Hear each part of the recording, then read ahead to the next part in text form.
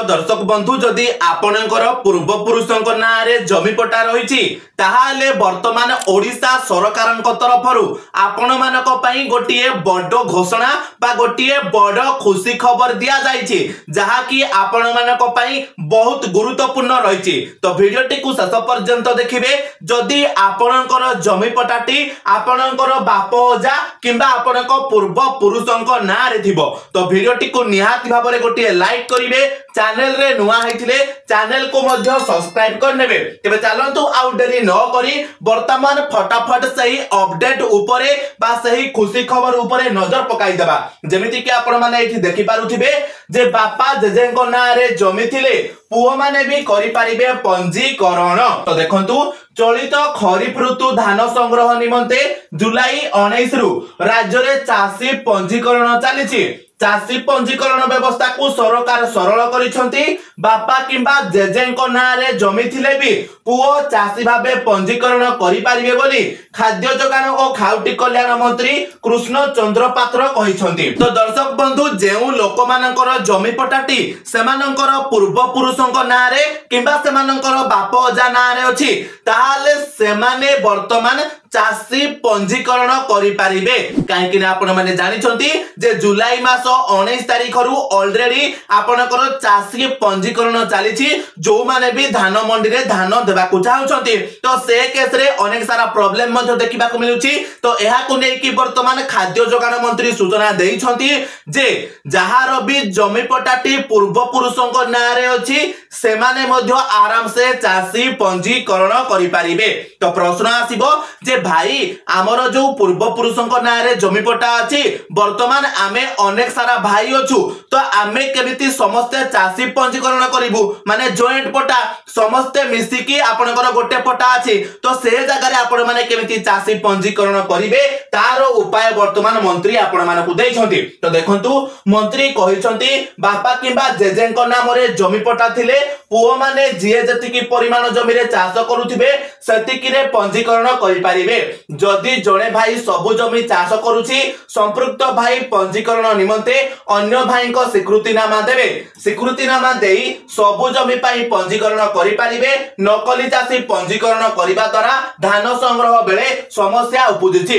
असली चासी सरकारी सुविधार वंचित हेउछंती। तेबे दर्शक बंधु वर्तमान मंत्री को कहिबा अनुसार जदि आपनकर पूर्वपुरुषों मानक ना रे मने करंतु 1 एकर जमी अछि 1 एकर जमी अछि आउ आपनकर मने करंतु आपनकर 4 भाई बा 3 भाई अछंती जेमिति 4 भाई अछंती तो आपनकर ए 4 भाई जनका जेतिकी जमी रे चाष करूथिबे सेतिकी जमीर डिटेल्स देकी सेमाने चासी पंजीकरण करि पारिबे।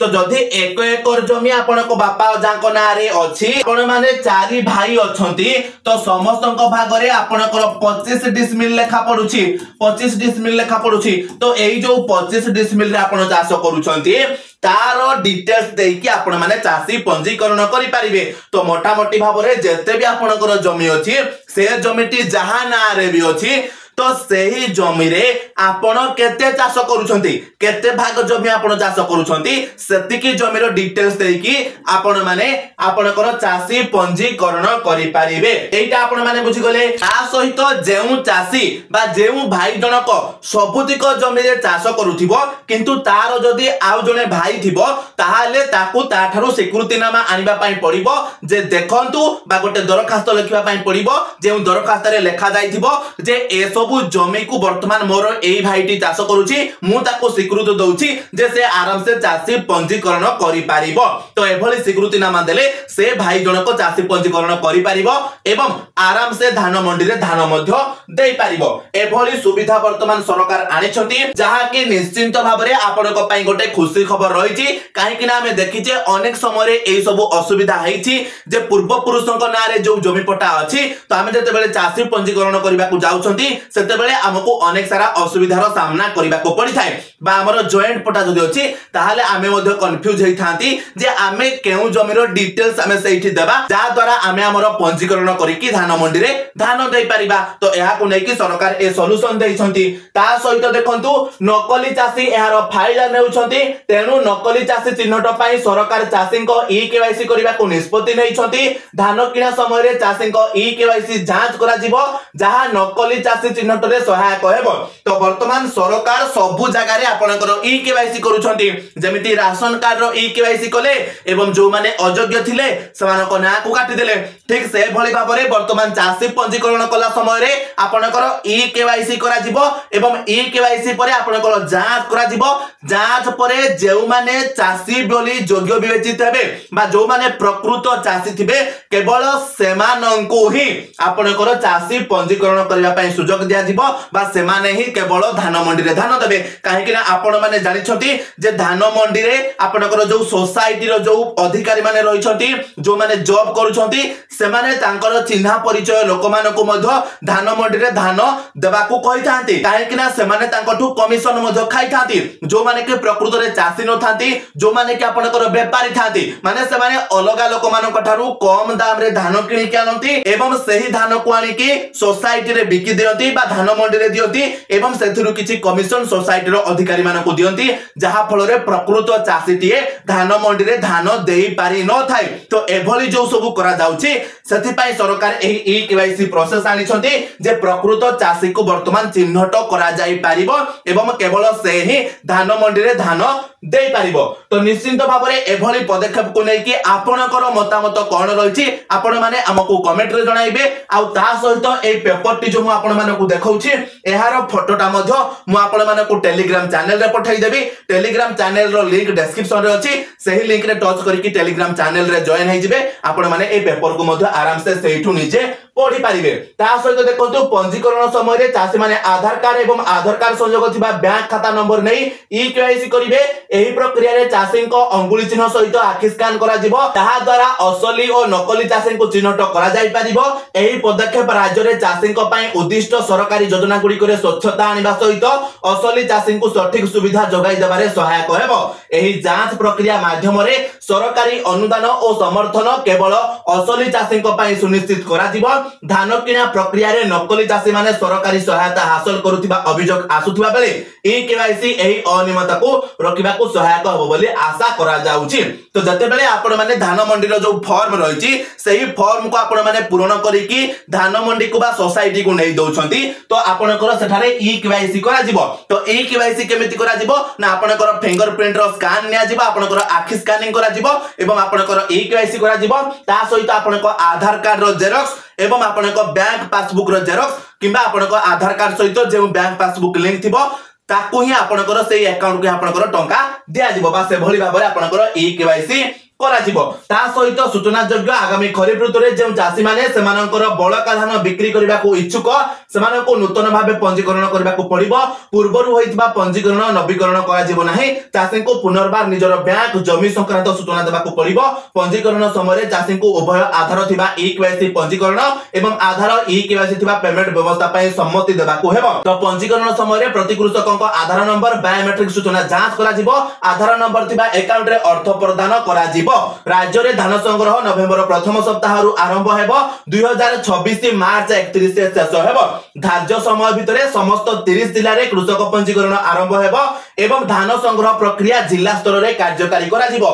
ए संक्रांत रे आवश्यक पदक्षेप ग्रहण करिबा को खाद्य जोगाण और खाउटी कल्याण विभाग प्रमुख सचिव संजय सिंह सबु जिलापाल को चिट्ठी लेखिछंती। धान बिक्री करिबा को चाहुथिबा कृषक सेमानक घर पाखरे थिबा समवाय समिति रे पंजीकरण करि पारिबे। अधिकृत पैक्स लैंप्स महिला स्वयं सहायता गोष्ठी पानी पंचायत समानक अंचल रे कृषक पंजीकरण करि पारिबे। कोनोसी व्यक्ति जाल तथ्य पंजीकृत कले किबा अधिकारी सब को प्रश्रय देले समानक संग्रह प्रक्रिया रु बाद दिया जिबा सहित आईनगत कार्यानुष्ठान करा जिवो। पंजीकरण फॉर्म पूर्ण काल रे कृषक खरीफ चाष पई केते जमी व्यवहार होईची एवं एथि पई थिबा जलसेचन रो सुविधा संपर्क रे प्रकृत तथ्य देबा को कुआ जाईची।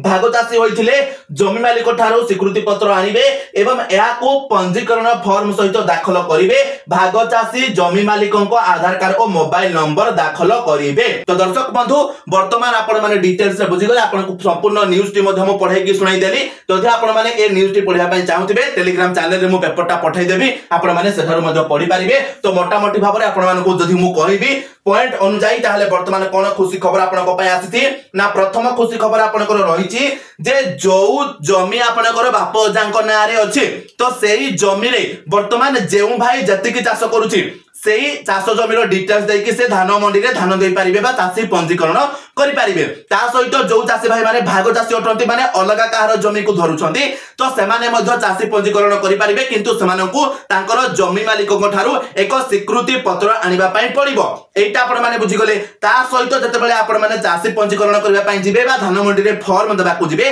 आपणकर ई-केवाईसी करा जिवो अर्थात आपणकर फिंगरप्रिंट एवं आखिर स्कैन करा जिवो। ता सहित चेक करा जिवो जे आपणकर आधार सहित बैंक अकाउंट लिंक वगैरह अछि कि नै। तो ए सब जिनिस जांच करा जिवो जा द्वारा प्रकृत चाषी भाई मानकर चाषी पंजीकरण हेई पारिबो एवं से माने केवल धान मंडी रे धान देई पारिबे। जो माने असाधु चाषी अछंती जो माने व्यापारी अटंती से माने जेमिति धान मंडी रे धान न देबे सेथि पई सरकार ए व्यवस्था करिसंती एवं सरकार तागिद करी कि मध्य कहिसंती जे जो माने भी एभली काम करूछंती जो माने जाली जिनिस देई कि जाली डॉक्यूमेंट देई कि आपनकर चाषी भाबरे पंजीकृत हेउछंती किंतु प्रकृत रे से माने चाषी नुहंती आउ जदि सोसाइटी रो अधिकारी माने समान को प्रश्रय देउछंती बा समान सहित मिलित भाव काम करुछंती ताहाले सेमानंक विरोध रे कड़ा कार्यानुष्ठान निया जिवो एभली मध्य सरकार तागिद करिसंती। तबे दर्शक बंधु वर्तमान सरकारक तरफरु एभली जो पदक्षेप निया जाइछ हमर चाषी भाई मानक पई तो ए नै कि आपनकर मतामत कोन रहिछि आपण माने कमेंट रे जणाइबे। ता सहित वीडियो टे इन्फॉर्मेटिव लागि छले वीडियो को लाइक करिवे चैनल रे नुआ हेतु चैनल को सब्सक्राइब कर देबे एवं ए वीडियो टी को समस्त चाषी भाई मानक पाख को शेयर कर देबे जा द्वारा समस्त एही खुशी खबर टी विषय रे जानि पारिबे। तो चलंतु दर्शक बंधु आजिर वीडियो रे एतिकी पुणी देखा हबो आ गोटे नुआ वीडियो रे सेति पर्यंत विदाय दियंतु। जय जगन्नाथ।